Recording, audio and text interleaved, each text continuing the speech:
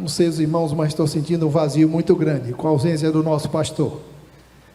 Mas estamos orando em favor dele, de Cláudia, em especial do Davi. É tão bom você fazer parte de uma comunidade cristã, em que a dor do outro passa a ser a nossa também, em que nos sentimos levados, impulsionados a chorar com os que choram e se alegrar com os que se alegram. E hoje é o momento de estarmos juntos, irmãos, nesse objetivo, e mesmo à distância, poder sermos solidários, podermos estar juntos da nossa família pastoral e do Davi, que carece das nossas orações. Na segunda-feira, à tardinha, 4h30, nós fomos convocados para um encontro à porta da Unimed, ali onde Davi está internado, e também tomamos conhecimento do nome de outra criança, João Pedro, que também é autista, e o João Pedro caiu da sacada de um apartamento e também carece das nossas orações. Ou seja, se nós fôssemos, quem sabe, pedir para que cada um de nós pudéssemos nominar pelo menos um pedido de oração, nós teríamos aqui os mais diversos motivos, as mais diversas necessidades, e nós estamos aqui, prontos a estarmos orando, porque um dia eu também fui alvo da oração dos irmãos, e é tão bom a gente poder ser lembrado em oração. Quantas vezes meu nome foi citado aqui, e eu sei que os irmãos estiveram orando por mim, mas agora invertemos os papéis, nós estamos do lado de cá, e estamos orando por aqueles que de alguma maneira carecem, que não estão entre nós, que carecem do cuidado, do renovo e da cura do nosso Deus. Senti o desejo no meu coração de compartilharmos a respeito da experiência de um centurião, e o texto se encontra lá em Mateus capítulo 8, versos 5 a 8, os irmãos receberam o estudo. Olha, é uma pena, você, não sei da sua dificuldade em estar aqui conosco, mas o nosso desejo é, quem sabe, você possa também estar conosco, quem sabe numa quarta-feira, no domingo pela manhã ou à noite. Se você tem essa disponibilidade, venha se juntar a nós, venha também meditar e aprofundar o seu conhecimento na palavra do Senhor. Mas o meu desejo e oração é que, ainda que você esteja virtualmente participando do culto, que já é uma grande oportunidade, também possa ser edificado por tudo aquilo que nós vamos experimentar nessa noite. Mateus capítulo 8, versos 5 a 8, e a palavra do Senhor diz assim: entrando Jesus em Cafarnaum, dirigiu-se a ele um centurião, pedindo-lhe ajuda, e disse: Senhor, meu servo está em casa, paralítico, em terrível sofrimento. E Jesus lhe disse: eu irei curá-lo. Respondeu o centurião: Senhor, não mereço receber-te debaixo do meu teto, mas apenas dize uma palavra, e o meu servo será curado. O mesmo texto está registrado em Marcos e em Lucas, e dentro de uma outra abordagem, mas é tão bom perceber como fatos como esse estão acontecendo à nossa volta. Um Deus que responde às nossas orações, um Deus que está sempre pronto a ouvir e atender segundo a sua vontade, no seu tempo, aquilo que Ele tem de maneira especial para as nossas vidas.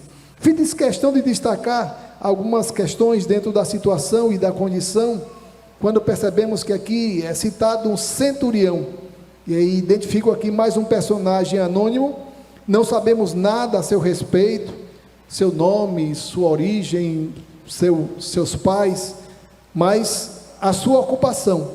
Ele era um centurião, era responsável por uma centúria.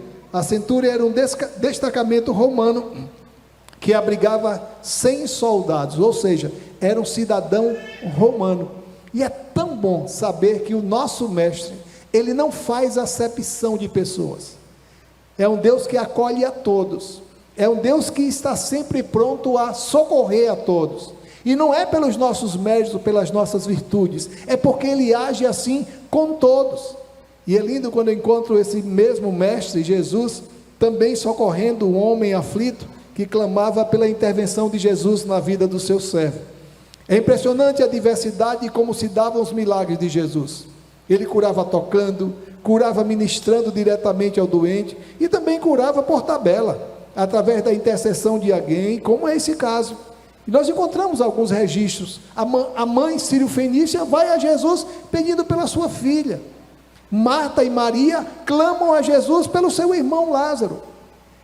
E a sua oração, a minha oração, tem sido de grande valia da vida de muitos. Quantas mães que aqui estão, tenho certeza que têm orado pelos seus filhos, para que eles possam voltar a trilhar os caminhos do Senhor, para que sejam bem-sucedidos, homens e mulheres, segundo o coração de Deus.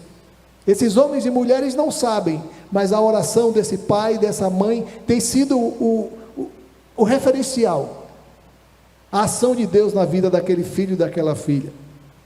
Mas há algo muito particular com respeito a este centurião, é a sua atitude para com o seu servo. O servo possivelmente era um escravo, mas o centurião estava preocupado com a sua saúde. Essa não era uma atitude comum entre os senhores e seus escravos. No Império Romano, os escravos não contavam. Ninguém se importava se ficavam doentes, se morriam ou se viviam. Era apenas um objeto a ser usado até quando tivesse força braçal para servir. E é interessante que posso destacar pelo menos 3 verdades dentro desse ensinamento, dessa abordagem, desse atendimento de Jesus a esse homem aflito. Primeira verdade que eu posso extrair do texto é que a melhor maneira de reconhecermos a dignidade de um homem é perceber o que ele tem feito em benefício daqueles que não têm como recompensá-lo. E nós, como igreja, temos experimentado dessa vivência, desse fato, dessa experiência. Nós temos ido a um lar do Bom Samaritano, um lar de senhorinhas idosas, um lar evangélico, mantido também pela nossa igreja, e nós já temos uma agenda marcada para o dia 9 de maio, nós iremos lá celebrar o Dia das Mães, com as senhorinhas ali do lado do Bom Samaritano, e eu sempre digo às irmãs e os irmãos que nos acompanham naquela visita, olha, essa é a melhor maneira de demonstrar o amor cristão, é fazer o bem a alguém que não tem como nos recompensar, é fazer com o bem aqueles que nem nos conhecem, é fazer o bem, como diz o ditado, sem olhar quem, e sem receber, sem esperar ser recompensado, ou ser agraciado por aquilo que se faz.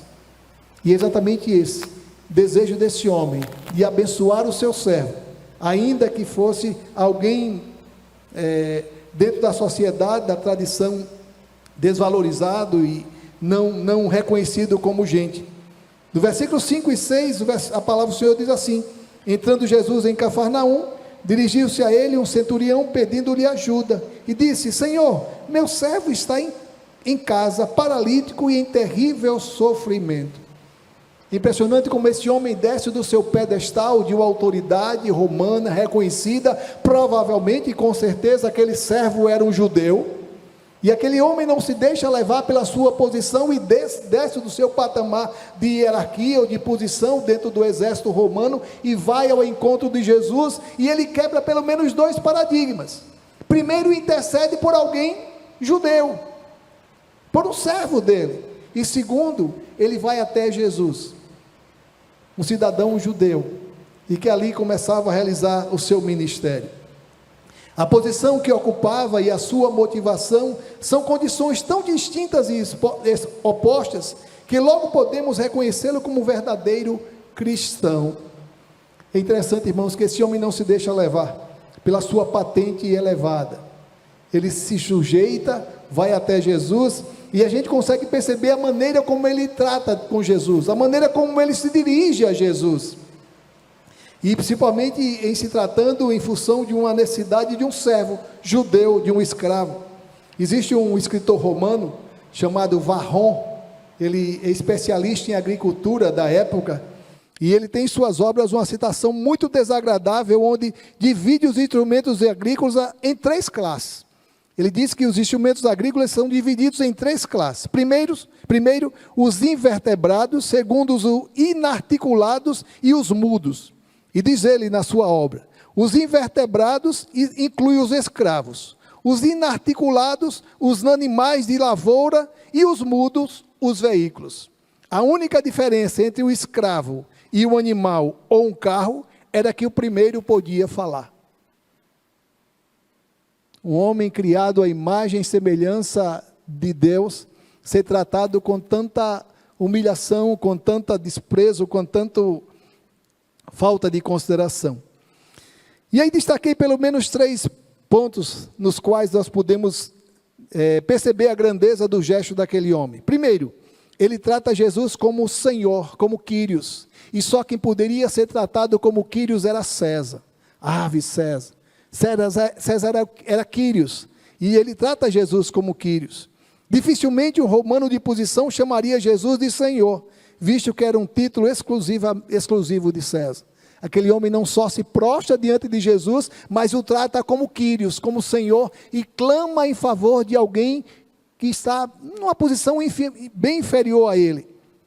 Segunda verdade que podemos extrair do texto, é que ele se sente responsável pelo servo. Ele diz aquela coisa que está lá em casa, aquele objeto que está lá em casa, ele diz, o meu servo, alguém que precisa ser distinguido, alguém que precisa ser lembrado. A gente consegue perceber claramente, irmãos, no trato desse homem para com Jesus, reflexo do seu trato dele para com os seus subalternos ou com os seus servos. E é interessante, o terceiro tópico, é que ele conhecia a condição do servo. Ele não tratava o servo com desprezo, com descaso. Olha, eu queria que o senhor fosse lá cuidar de um servo meu que está doente. Não, ele conhece com detalhe a condição do servo. Talvez ele já tivesse buscado todo o tratamento possível da época, pois conhece com detalhe a condição do seu servo. Ele diz assim, ele está terrivelmente doente. Ele está terrivelmente enfermo. É interessante que a maneira como esse homem se dirige a Jesus não é a sua posição que o dignifica, que o coloca numa posição superior a Jesus. É impressionante que a gente consegue perceber claramente do texto que esse homem era não aquilo que ele declarava ser, mas aquilo que ele era reconhecido, era distinguido, era reconhecido dentro da comunidade judaica. Encontro duas citações, tanto em Mateus, quanto no texto correlato em Lucas, capítulo 7, verso 4, quando ele diz assim, eu não sou digno de que entres em minha casa. Essa é a afirmação dele para com Jesus. Mas lá em Lucas, no capítulo 7, no verso 4, o relato de Lucas é diferente do de Mateus, porque não é um centurião que vai ao encontro de Jesus, mas os judeus, que pedem a Jesus em favor do centurião e que está clamando em favor do seu servo. E a informação que os líderes judaicos trazem a Jesus a respeito do centurião, ele diz assim, ele é digno de que faças isso. Não era mais ele, que se não achava digno, mas o judeu dizia, olha, ele é digno. Ele nos ajudou na construção da sinagoga. Foi ele que nos auxiliou, fazendo doações para que pudéssemos construir a nossa sinagoga. Encontra um fato idêntico a esse, quando lá no capítulo 10 de Atos, quando Pedro está na casa de Simão, o curtidor, e ali sobe ao eirado para orar, e tem uma visão em que Deus manda ele atender o chamado e se alimentar dos animais considerados puros, e logo em seguida chegam dois varões à casa de Simão, e chamam por Pedro, e Pedro desce e vai conversar com aqueles homens, e aqueles homens trazem um relato muito interessante. Eles estavam clamando em favor de Cornélio, um outro centurião, um homem judeu, mas que fazia esmola, que orava e que ajudava as pessoas necessitadas. Esses homens, mensageiros de Cornélio, trazem uma informação a respeito do seu senhor, do seu patrão, e não em função daquilo que Cornélio pediu para que eles pudessem declarar diante de Pedro, mas pela experiência própria, numa relação interpessoal daquele centurião e dos seus servos. É tão bom poder lidar com pessoas assim, que se acham simples, pequenas, falhas, limitadas, se percebem necessitadas, assim como podemos encontrar na vida desse homem centurião. A segunda verdade que podemos extrair do texto é quando necessitamos da intervenção do mestre, precisamos primeiro nos despir de todas as nossas prerrogativas ou posições e nos tornarmos totalmente submissos ao seu senhorio. Aquele homem não chegou usando a sua prerrogativa. Você sabe com quem está falando? Eu sou o centurião aqui. Sou eu o centurião. Olha o meu crachá. Olha as minhas insígnias.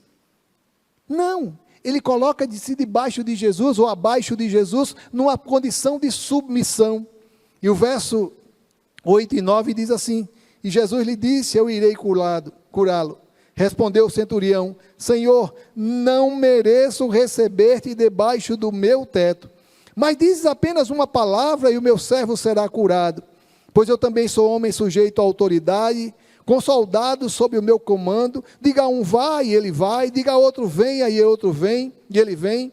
Diga ao meu servo faça isso e ele faz. Ele reconhece a sua autoridade, mas se submete à autoridade de Jesus.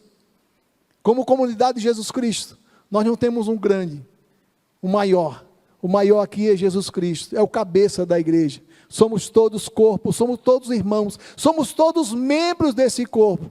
E é tão bom nos sentirmos assim, não valorizados por aquilo que temos, ou por aquilo que somos, mas por aquilo quem somos, por aquilo que somos diante do Senhor. Em nenhum momento aquele homem se valeu de sua posição, para o seu pedido ser atendido por Jesus. Nenhum momento. Olha, fui eu que construí a sinagoga em Jerusalém, fui eu que fiz isso, por isso eu mereço que o Senhor me... Não, eu não sou digno, eu não fiz por onde. E essa é a maior prova do amor de Deus por nós, é quando Ele se dá, Ele se oferece em nosso favor, quando diz Paulo lá em Romanos capítulo 5, versos 6 e 7, quando Cristo morreu por nós, quando nós ainda éramos pecadores e merecedores. Quando o Senhor nos dá a oportunidade de nos aproximarmos dEle, sem mérito, sem virtude. E Ele nos acolhe a todos, nos dando a oportunidade de nos aproximarmos dEle. E é Jesus, interessante que Jesus diz assim, eu irei curá-lo. Jesus não conhecia só o discurso daquele homem, Jesus conhecia o coração, da sua humildade, da sua prontidão em servir, o exemplo daquilo que ele trazia dentro de sua casa, servos valorizados, lembrados, e por eles intercedia. Jesus de antemão sabia da rejeição daquele homem, daquele seu intento, mas ainda assim se dispõe a acompanhá-lo. É interessante que na Mishnah é um conjunto de leis orais das tradições hebraicas, dizia que a casa de um gentil, elas eram imundas para o judeu. O judeu não pode entrar na casa de um gentil, porque é uma casa imunda. E aí Jesus quebra toda essa tradição dos antigos judeus, e se dispõe a entrar na casa desse centurião romano, dizendo, olha, eu vou à sua casa, eu vou curá-lo. É tão bom saber que o nosso mestre não está preso à tradição, aquilo que vão pensar de mim, aquilo que vão pensar a meu respeito em função disso. É tão bom saber que esse mestre, ele nos ama. Estou vendo ali 2 jovens com a blusa da Cristolândia, ou do Jesus Transforma. Isso nos faz lembrar do trabalho que muitas vezes tem sido exercitado, ou executado, pelo pastor Vitor, nos sábados pela manhã, com os voluntários, quando eles vão às ruas de Maceió e acolhem os sem-tetos, os abrigados, dependentes químicos, e a maior prova do amor de Deus para alguém, é quando podemos estender a essa pessoa uma oportunidade de restauração, de libertação. É tão bom saber que Jesus não se preocupa com o que os outros vão pensar a respeito dele. Mas é interessante como os papéis eles se invertem. Jesus não se opõe a entrar na casa do centurião, mas o centurião se acha indigno de recebê-lo em sua casa. Não é o Senhor que não deve ir à minha casa, é que eu não quero que o Senhor vá, porque eu que não sou digno de recebê-lo em minha casa. Encontrei pelo menos 3 verdades ou 3 pontos a destacar dentro dessa condição ou dessa resposta desse homem. Apenas uma palavra. Esta é a mais importante afirmação da fala do centurião. Uma palavra é suficiente para ordenar a cura do meu servo. Aquele homem entendia que mesmo à distância Jesus poderia curá-lo. Jesus não precisava tocá-lo. Jesus não precisava nem ver o meu servo daqui mesmo. E é impressionante, irmãos, como hoje em dia, muitas comunidades colocam de maneira engessada o agir de Deus. Coloca de maneira engessada um Deus que só age daquele jeito, naquela comunidade, e citando as mesmas palavras, como se fossem palavras mágicas. Jesus, lá no capítulo 6 de Mateus, nos ensina como a oração é ouvida, não são nas praças. As orações também são ouvidas nas casas, no quarto. Quer falar com seu pai? Entra no teu quarto, fecha a tua porta, e em secreto fala com teu pai. e em secreto Ele te recompensará. É tão bom que esse homem entende que apenas uma palavra de Jesus, mesmo à distância, Jesus poderia mudar aquela situação e curar aquele servo. Apenas uma palavra. Palavras têm poder de abençoar e de amaldiçoar. Precisamos ter muito cuidado como utilizamos as nossas palavras. E tenho visto com tristeza algumas dificuldades conjugais. Quando alguém diz, o que foi que eu disse? Eu só disse isso. Mas isso foi algo que causou um dano muito grande no coração de alguém. Eu só falei isso. Apenas uma palavra. Quem diz isso é Tiago. E precisamos ter muito cuidado com a nossa língua. Porque com a mesma língua a gente glorifica a Deus, abençoa os irmãos, mas também amaldiçoa as pessoas. E Tiago diz que de uma mesma fonte não pode jorrar água doce e água salgada. Com a mesma boca que eu proclamo e glorifico a Deus, não posso amaldiçoar alguém. Então, muito cuidado. Precisamos colocar um filtro aqui. Porque aquilo que vem do coração não pode ser pronunciado prontamente pelos nossos lábios, para que a gente não possa ofender e depois não tem como retroceder aquilo que foi dito. Alguém certa vez disse que, creio que foi o pastor Roberto, que palavra dita, história escrita. Depois que eu falei, não tem mais como retroceder, ainda que eu venha me desculpar. Apenas uma palavra. Palavras têm poder de construir e de destruir, de motivar e desmotivar. Como disse aos irmãos, mas eu só disse isso, eu não disse nada. Efésios capítulo 4, verso 29, nenhuma palavra torpe saia da boca de vocês, mas apenas a que for útil para edificar os outros, conforme a necessidade, para que conceda graça aos que a ouvem. É interessante que, nesse momento, a fé do centurião vai muito além daquilo que Jesus possa fazer, mas como ele possa fazer. Olha, não importa o que o Senhor vai fazer, da maneira como o Senhor vai fazer, eu entendo que o Senhor tem poder para fazê-lo. E é interessante que a última lição que podemos extrair desse texto é uma citação, ou uma afirmação, que fé não é aquilo que afirmamos crer, mas confiança naquilo que realmente nós cremos. Algumas vezes alguém disse assim, olha, a fé daquela mulher com hemorragia, a tua fé te curou, mas não foi a fé que ela teve, que iria resolver aquela dificuldade, que seria sanado a sua enfermidade, mas a fé que eu coloco em Jesus. Ela sabia que naquele dia, saindo de casa, lá em Lucas capítulo 8, tocando no manto de Jesus, ela ficaria curada. Por isso Jesus afirma para ela, olha, o que te curou foi a tua fé em mim, ou seja, em Jesus. Não foi a sua perseverança, a sua confiança de que a situação pudesse ser mudada. Nos versos 10 a 13, a palavra do Senhor diz assim, ao ouvir isto, Jesus admirou-se e disse aos que o seguiam, digo-lhes a verdade, não encontrei em Israel ninguém com tamanha fé. Eu lhes digo que muitos virão do Oriente, do Ocidente, e se sentarão à mesa com Abraão, Isaque e Jacó no reino dos céus. Mas os súditos do reino serão lançados para fora, nas trevas onde haverá choro e ranger de dentes. Então Jesus disse ao centurião, vá, como você creu, assim lhe acontecerá. E na mesma hora, o seu servo foi curado. Louvado seja Deus. E é tão bom tratar com esse mesmo Deus. Um Deus que tem poder ainda hoje para restaurar enfermos, para transformar relacionamentos, para abrir porta de empregos, para nos dar vitória diante das dificuldades que muitas vezes nos cercam. Esse mesmo Jesus continua agindo em nosso meio. Esse mesmo Jesus continua disposto ou disponível a nos abençoar e acolher e receber as nossas preces. Uma fé verdadeira não está necessariamente ligada às nossas crenças, ou às nossas doutrinas, ou ainda às nossas práticas, mas como temos vivido em função daquilo que cremos. Você crê? Pode ir. Pode ir.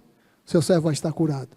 E no texto correlato de Lucas, quando ele volta para casa, Jesus determina a cura do seu servo, e quando ele volta para casa e os seus servos se aproximam dele, diz, olha, o nosso amigo está curado, o outro seu servo está curado. E ele diz assim, em que momento se deu isso? E os servos contam a ele no momento que deu, e ele percebe que foi exatamente no momento que Jesus determinou a cura daquele servo. É tão bom lidar com Deus que continua agindo em nossas vidas, e ainda que pareça impossível, o nosso Deus é o Deus do impossível, e Ele deseja e quer e deseja que possamos colocar diante dEle as nossas necessidades, aquilo que tem nos angustiado, para que Ele possa, segundo a sua vontade e no tempo dEle, dar solução, e para que tudo seja somente para a glória do nome dEle em nossas vidas, e para que seja como testemunho daquilo que o Senhor pode fazer em nossas vidas.